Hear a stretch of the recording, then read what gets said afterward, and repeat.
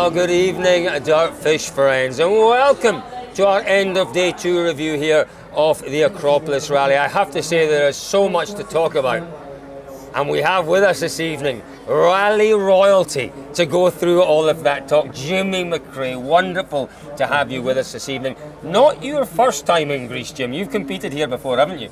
No, I've done the Acropolis 3 times. I've done Halkidiki, and enjoy the place. The 4 times I've started the rally, I've finished. I won Halkidiki. I've been in the top 10 3 times in the Acropolis. So I love the place. Yes, it is one of those rallies that really does get to you. And do you know what? Today's been typically Acropolis like. Yesterday wasn't, to be totally honest with you. The only real drama we saw on day 1 was Craig Breen's puncture. But let's start, Jim, with Hyundai, because we will get to Ford, we will get to Toyota, who have both had a multitude of problems out there today. Hyundai have had small problems, and it has been their best day in a long, long time. Thierry Neuville went from, 4th or 5th, 15 seconds off the lead, to a lead of 32 seconds in 3 stages. An amazing turnaround. Yeah. No, I think you've just got to get the speed right. The speed in the rough is what you've got to get right here. You know, quick as you can, but to try and keep the car in one piece. And he's obviously done very well. And you know, Hyundai first, second, and third at the moment. It's pretty good going. It is, and you know what? You can't do that on the Acropolis Rally with a car that is not competitive and is not reliable. They've got reliability, they've got competitiveness into this car, and at the start of the season they were a million miles away from that. That's correct. It looked bad at the start of the season. It was a bit of a worry when you see a team that's really struggling. You wonder, are they going to stick at rallying? But you know, it's good to see them raising the game and getting there. And you know, well, there's still another day to go tomorrow, but it's a pretty short day. It's only 3 stages, but I mean, anything can happen. But at the moment, they're looking good. And do you know what? Do you know what we were told by Monse at the end of the media zone here? Hyundai have never scored in their history a 1-2-3 in the WRC. That would be quite momentous, wouldn't it? It would be, especially here in the Acropolis, you know, where it's a really tough, hard event, very hot, you know, and reliability comes into it very much. Yeah, it really does. Now here's the question. Clearly, Ott Tanak is in second place. Tanak still has a very real chance, not a very real chance, he has a chance of the driver's title.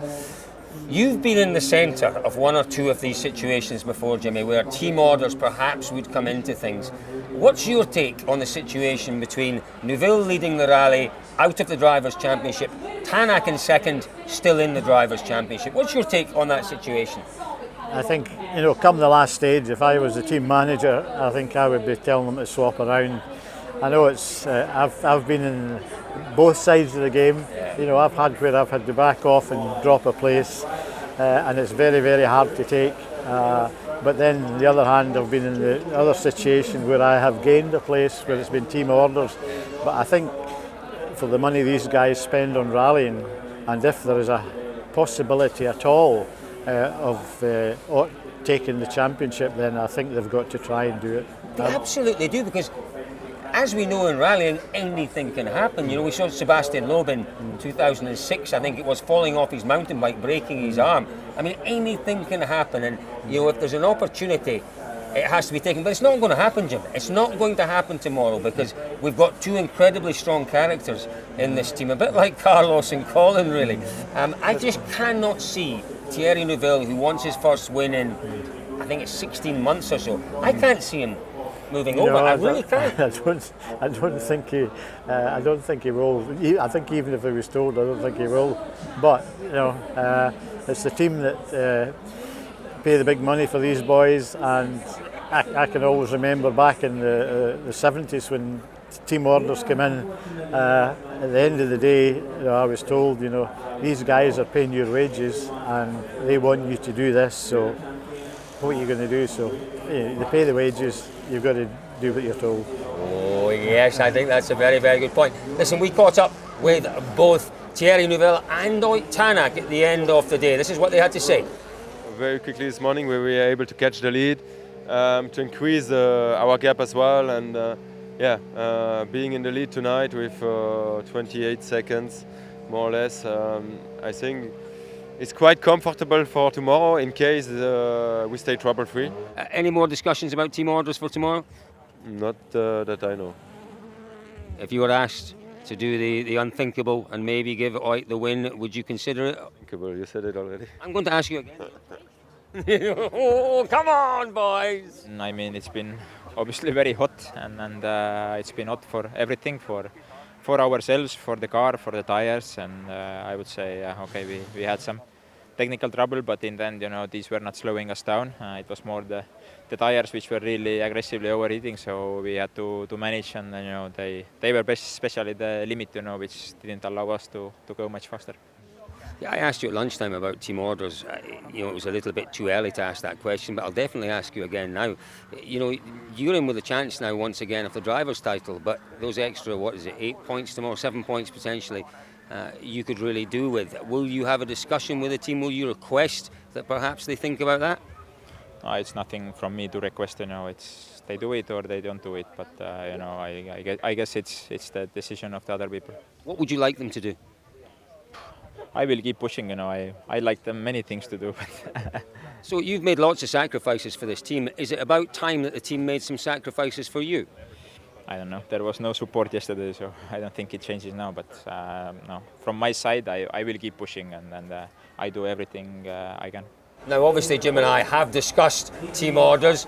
Julian Montse, the team boss, he is the man who, if we are going to see team orders, he's the man who is going to have to stand up and try and enforce those orders. What's his view on it? You can always see this problem in different point of view, and you will have always people who will say, it would be mad not to swap, others that for the sport it would be mad to swap. It depends. First of all, the rally is not finished. We have seen a lot of dramas today, and let's see on tomorrow. The triple podium is more important for us right now. Wow, Jim, I can't wait for tomorrow. What we have to remember, we're talking about this 1, 2, 3. Elvin Evans is still only 7 or so seconds behind Danny Sordo. Let's move on to Toyota and talk about their troubles today. Esa-Pekka Lappi, we were with him. He was the one that was pushing for the podium place. Just a really unfortunate situation. Fuel feed issues. It does happen, doesn't it, occasionally? I think so, and especially in an event like this where it's so dusty and so hot, then a problem with fuel vaporisation, a problem with fuel pressure, it's more prone to happen, in these conditions than it would, in the RAC, the Lombard RAC rally when the snow and the ice is in the road. So, it would appear that was the problem. It was a fuel problem. Isn't it interesting? They've had such a wonderful season so far where very little has gone wrong. So much has gone wrong over this rally. They've been out of sorts all weekend, Toyota. It does happen. We do get dominant teams who occasionally just maybe get their preparation wrong occasionally, I guess. Oh, they've come here and it's the first time it's been really, really hot. Yeah. And it's not just the heat here, it's the speed of some of the stages as well. It's probably very hot in the Safari, but there wasn't the speed there. It just comes down to what's happening on the day. Yeah, it really does. Jim, Kalle Rovanperä made a mistake out there this morning. You made a mistake in Ypres. You've obviously worked with Colin, you've worked with other world champions, you've been teammates of other world champions. Should we be concerned about Rovanperä? Is it just one of those little glitches? Or, my take on it is that when he's focused on winning, he's unbeatable. He is unbeatable. The last couple of rallies, it's been about points. Maybe the focus has gone slightly. Is that a possibility? No, I honestly think these boys are trying their heart out, trying to do the best they can. And, the speeds they're going at, it just takes a moment's maybe lack of or maybe a couple of centimetres offline, and you click a rock, or you're going that quick, you see a rock and you can't miss it. I mean, I don't think it's anything to do with up there. It's on the day. They're trying. They're not wanting to crash or want to damage the car, but it's a fine line, getting it right and getting it wrong. It really is a fine line, and it's just not gone Toyota's way here, but a team that has really not gone their way. And it shows you just what a roller coaster rallying is. M Sport Fords, they were right. Well, listen, in Ypres they were down there. Yesterday evening they were right up there with a 1-2. Today they're way back down again. Jim, you caught up with Sebastian Loeb in the service park.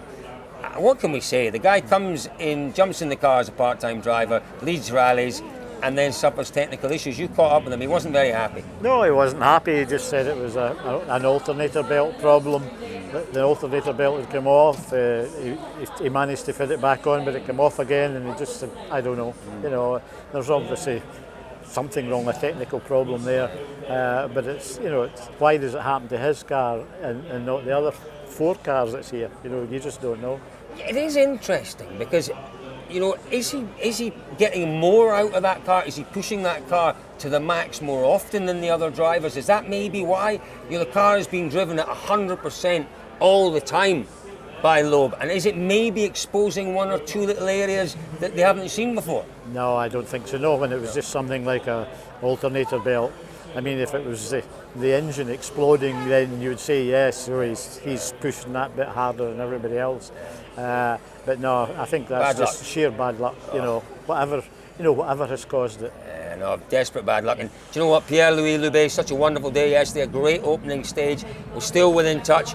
A puncture this afternoon. He had power steering issues, but I've been impressed by Loubet's attitude today. He's just kept his head down. He hasn't complained. He hasn't moaned. He's just got on with it. It's impressive. And it'll be pretty hard work with these cars with no power steering, I'm sure. You need to be a bit fit there. It's a young man's game these days, Jim. Definitely. Yes, You and I would have parked up by an ice cream shop and gone and got one, wouldn't we? Or 2. Although in my days we didn't have power steering. So there you are. So it wasn't a problem. So it wasn't a problem. I don't know what his problem is. There we go. So a really tough day. You know, Gus Greensmith also retired on this loop this afternoon. Such an atrocious day out there. After yesterday's relatively innocuous day, it was a touch surprising to see so much drama, but maybe we should have expected it. It was hot, really hot today, 35, 36 degrees. It was a long day, 74 kilometres. Maybe we shouldn't have been surprised. No, I think the weather had a lot to do with it today. You know, it was just so very, very hot. So folks, one more day to go. 3 stages tomorrow, 46 kilometres. What, Jimmy McRae, is going to happen tomorrow? Who knows? I don't know. It's depends what happens up front, what they do up front. If there's no team orders, then these 2 boys will be absolutely flat out. Elvin will be trying to get on the podium. It'll be an interesting day tomorrow. Oh, I concur entirely with Jimmy McRae. It'll be a massively interesting day tomorrow. An enormous thank you to Jimmy for joining us this evening. Jimmy, you've been an absolute superstar as always. Folks, you know, stick with us tomorrow because, as Jimmy said, Elvin Evans is going to try and upset the Hyundai party tomorrow. Hyundai are heading towards history. Potentially Hyundai are heading towards a very, very dramatic day. We will be here on the ground following all the stories as they are breaking tomorrow. Jimmy McRae, you're a star, you're a legend. We'll see you tomorrow. Folks, join us tomorrow for all the action from the final day of the Acropolis Rally on dirtfish.com.